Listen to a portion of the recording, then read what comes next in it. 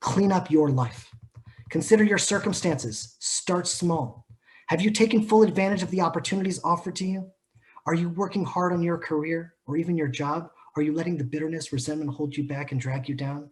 Have you made peace with your brother? Are you treating your spouse and your children with dignity and respect? Do you have habits that are destroying your health and well-being? Are you truly shouldering your responsibilities? Have you said what needs to be said to your friends and family members? Are there things you could do that you know you could do that would make things around you better? Have you cleaned up your life? If the answer is no, here's something to try. Start to stop doing what you know to be wrong. Start stopping that today. You can know that something is wrong or right without knowing why. Your entire being can tell you something that you can neither explain or articulate. So simply stop when you apprehend, however dimly, that you should stop. You can use your own standards of judgment. You can rely on yourself for guidance. You don't have to adhere to some external arbitrary code of behavior, although you should not overlook the guidance of your culture. Life is short and you don't have time to figure everything out on your own. The wisdom of the past was hard-earned, and your dead ancestors may have something useful to tell you. Let your own soul guide you. Watch what happens over the days and weeks. Your head will start to clean up, and you'll start as you stop filling it with lies. Your experience will improve as you stop destroying it with inauthentic actions. You will then begin to discover new, more subtle things that you're doing wrong. Stop doing those too.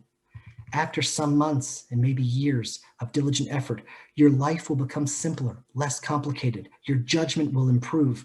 You will untangle your past. You will become stronger and less bitter. You'll become more confident. You'll move more confidently into the future. You'll stop making your life unnecessarily difficult. Perhaps your uncorrupted soul will see its existence as a genuine good, as something to celebrate, even in the face of your own vulnerability. Perhaps you will become an even more powerful force for peace and whatever is good. Perhaps you will then see that if all people did this in their own lives, the world might stop being an evil place. After that, with continued effort, perhaps it could even stop being a tragic place. Who knows what existence might be like if we all decided to strive for the best? Who knows what eternal heavens might be established by our spirits, purified by truth, aiming skyward, right here on the fallen earth. That's the end of the quote. It's like all we can do is fix ourselves, fix our rooms, fix our homes, fix our families. In times of total chaos, our inner core has to be strong. It's like God is moving heaven and earth right now. These historic shifts, I mean, we're changing reality as we know it. And like, what is our place in this move? Go into our homes, go into our souls, start building our ark, building our families, building our minds, building our spirits. It's like aim toward the heavens. And as God brings heaven down to earth, we're going to meet right in the middle, fix what's closest to us. That's the guidance of the prophets. And I can't think of a better strategy for life. It's like, every once in a while, I just like living my life. And I have a flashback to times that I served in the Israeli army as a younger man. And it's like certain scenes that I lived through were all parables for my life that stayed with me. And I just want to share this one story with you. It's like at the end of advanced training in the IDF, it's about 6 months into your training. They have a week that's called Shavua Milchama, War Week. And from the first day of basic training all through advanced training, consciously and subconsciously, we're all sort of counting down to War Week because you know that you're going to experience in that week more pain, more endurance, more mental anguish than anything you've ever lived through in your entire life, and probably anything you ever will live through. And, it gets closer and closer every week. And finally the week arrives and you're never prepared. And the entire week, you don't really sleep a night's sleep, maybe a couple of hours here, an hour or so there. You've been given a small amount of food that 4 guys need to ration and share. And if you mess it up, there's no seconds like you're out of food, you're out of food. And from mission to mission, encampment to encampment, from night to night, it's like all your gear is on you all week. You don't take your shoes off the entire week. I mean, like, I don't want to tell you what my feet smelled like, but the IDF should come up with like a patented chemical warfare with the smell of my unit after war week. And it was like the last march of Thursday night. It's an all-nighter. And it's like exhausted isn't a strong enough word. Your legs are just moving without your brain's communication anymore. It's the closest thing I've ever experienced to actually being a zombie. And the march goes on, and there's a truck behind the unit waiting for people to drop out and pick them up. And in some ways, all of War Week boils down to this final march and the truck in the back. Who's going to give up? Who's going to fall out? And soldiers around me are crying, and the stronger guys are like grabbing the weaker guys by their uniform and trying to drag them forward. No one needs to give up. We just kind of, as a unit, we're trying to finish off together. Oh, it's like, I don't know what to say. It's like excruciating and unbearable are the words that come to mind. And the week-long sleepless nights, the lack of food, the heavy gear, it's just like breaking you. It's like just breaking your mind. And I'm looking at my watch and I see that, man, we have at least 2 more hours until daybreak, and I'm just about to tap out.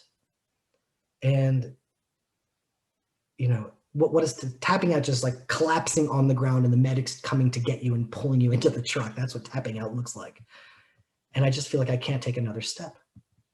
And all of a sudden, one of my friends in my unit, his name was Elad, he started singing. And he sounded like a howling, dying dog, off tune, but he was singing his heart out. And then a few guys joined him.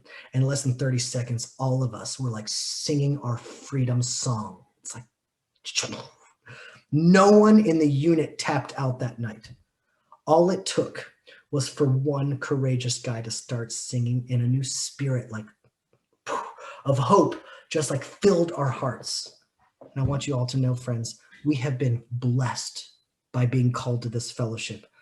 We have a task in the days ahead. We need to be the guy singing to the people we love around us who need a boost in their spirits. Zechariah says, "Sing and be glad, O daughter of Zion, for behold, I am coming and I will dwell in your midst." Zechariah knew exactly what we needed. We are the song of redemption. And by tapping into the spirit of Israel, you're given a gift that people around you in your cities, they may not have, not yet. So take this light, take the guidance we learned today, take it inside, strengthen yourselves. And then the people that are in your base, that are in your ark, be that song for them. Share the light with your loved ones who need it. Shalom, my name is Jeremy Gimpel. A few months ago, we started an online seminar teaching life-changing biblical wisdom revealed from the original Hebrew and straight from the mountains of Judea. With global instability on the rise, more and more people are turning to God, realizing now they don't exactly know where to look for guidance. The Bible says the guidance will come from the land of Israel. What started as an online seminar has grown into a global fellowship with hundreds of members from over 30 countries. We're participating in fulfilling prophecy as we learn the Bible through the eyes of prophecy, with a focus on what it's telling about us in our lives today. What you will discover is that the wisdom transmitted thousands of years ago is speaking directly to us in our time right now. Instead of learning the Bible as a religion, it's the Torah of Israel, the living guidance of God. So please join us for our next online gathering and get access to the full library of teachings that the Land of Israel Fellowship is offering.